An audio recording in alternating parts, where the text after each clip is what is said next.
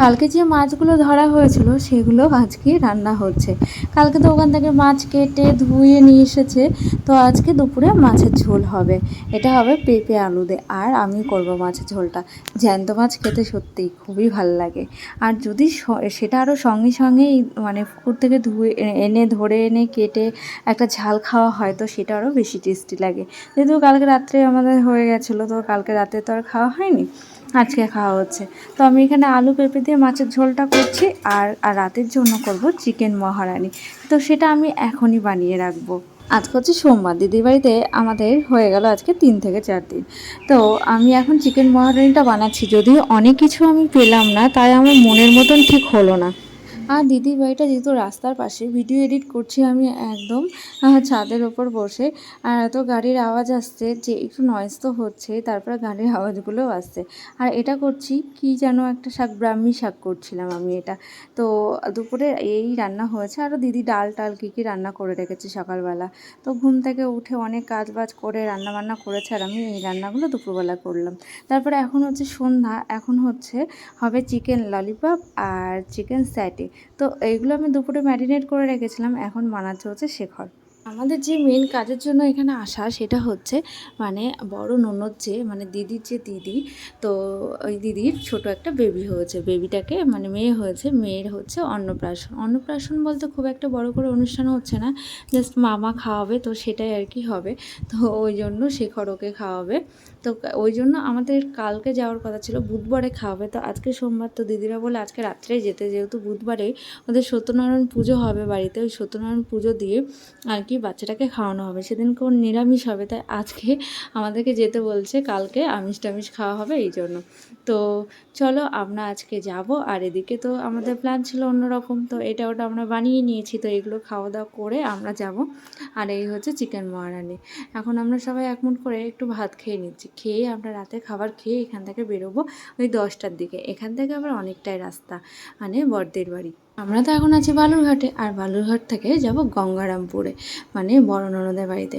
তো চলো খাওয়া দাওয়া কমপ্লিট করে আমরা বেরিয়ে পড়ি। সবাই রেডি হয়ে গেছি, তো চলো এবার যাওয়া যাক।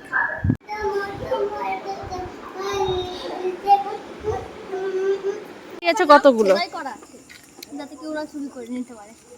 আমি কি বলেছি সারা, কিছু বলেছি তো আমি তোমাকে, বলেছি দাঁড়াও না, ওটা নাড়াচ্ছ তুমি, আমি দেখেছি তুমি ঠেলা দিচ্ছ গাড়িটাকে। ঠিক আছে, এত বকো না। মাথায় কি বলো তো, রুমাল কালো, হেলমেট পরবো তাই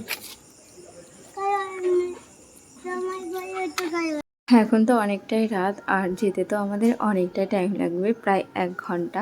তো রাস্তাটা বেশ ফাঁকা ছিল, ভালোও লাগছিল বেশ। এমনিতেই লং ড্রাইভ করতে খুব ভালো লাগে, তাও আবার রাতের বেলায়।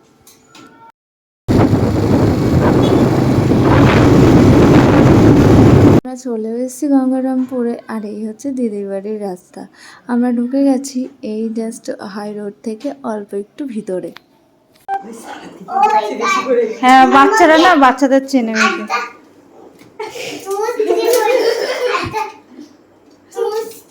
হ্যাঁ, ও মুনু জুস খাবে।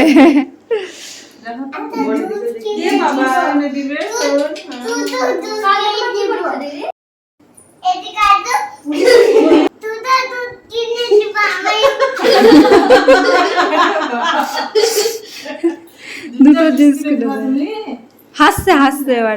মুখে হাত দেয় না, মুখে হাত দেয় না, উফ, মুখে হাত দেয় না।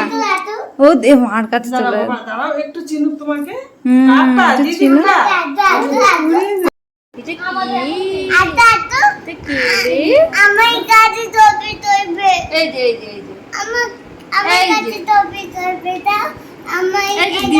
চলে গেছে, যা। এদিকে এদিকে তাকাও, এদিকে তাকাও মিঠি।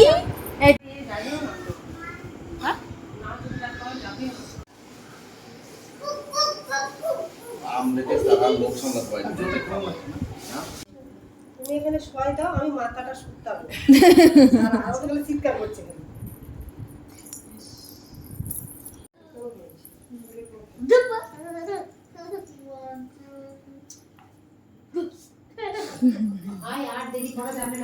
কাল রাত্রে তো ঘুমিয়ে গেছিলাম, এখন হচ্ছে সকাল। আর ব্রেকফাস্ট করছি আমরা মিষ্টি মুড়ি তারপরে আম এগুলো দিয়ে।